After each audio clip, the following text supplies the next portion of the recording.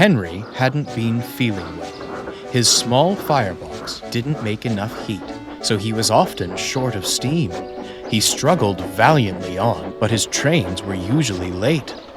This made the other engines cross, but none more so than Thomas.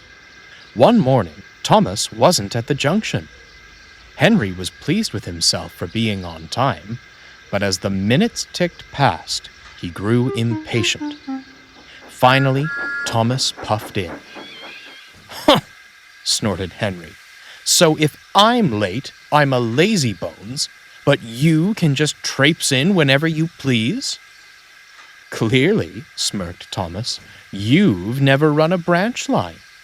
Mr. Kindly's bus never came, so we stopped to fetch him from his cottage. I take care of my passengers," he finished proudly. "Clearly, you've never run on the main line," mocked Henry. "We can't just stop anywhere we please. We have timetables to keep to." "Oh, yes," smiled Thomas sweetly. "And you always keep to time, don't you, Henry?" Thomas chortled away, leaving Henry in a cloud of steam.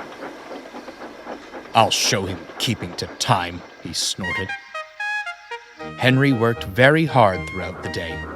His lack of steam proved bothersome, but he pushed on. He arrived at the stations on time and was very red in the face. The other engines were speechless. Even the coaches were worried. "What could be wrong? What could be wrong?" they tittered anxiously. On time," he huffed. When it came time for his last train of the afternoon, Henry's foul mood had caught up with him. "You've hardly any steam at all," cursed the fireman as he prodded the coal in the firebox. "Nothing I try is working. You'll be lucky to turn another wheel." Henry did turn another wheel, albeit slowly. He crawled out of the station and along the main line. Other engines laughed as they passed, but Henry didn't bother with them. Something else had caught his eye. "Stop!" he wheezed. "You can't catch your breath here, you silly engine," scolded the driver.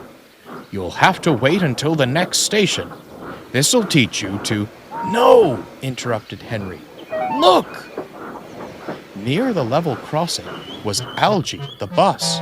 Smoke drifted from his engine, and the passengers crowded angrily around him.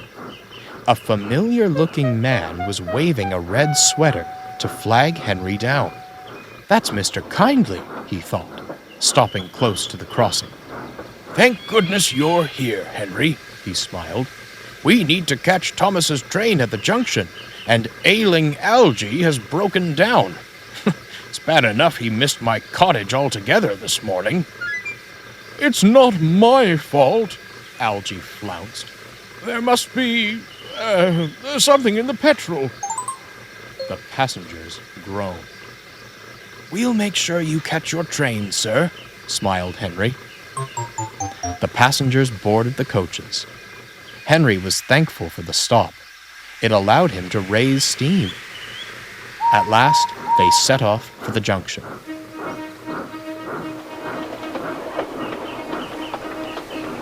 "Oh, yes, never mind me," groaned Algy. "I'll be fine."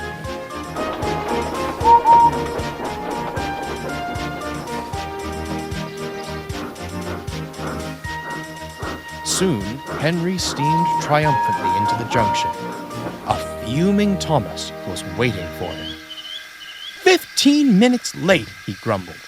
"You're lucky that silly Algy is late too. Otherwise, I'd have left your passengers behind." "Would you have, now?" Thomas jumped. Mr. Kindly had heard everything. "Henry rescued us from Algy, but I doubt he'd be allowed down the branch line if you left us high and dry. And I hope you never do, or the fat controller will know about it." "Oh, yes, sir," blushed Thomas. "I'm sorry, sir." Mr. Kindly boarded Annie without another word. Thomas said nothing. He just looked shamefully at his buffers. "I don't always keep to time," chuckled Henry, "but I always take care of my passengers. I didn't need a branch line to teach me that."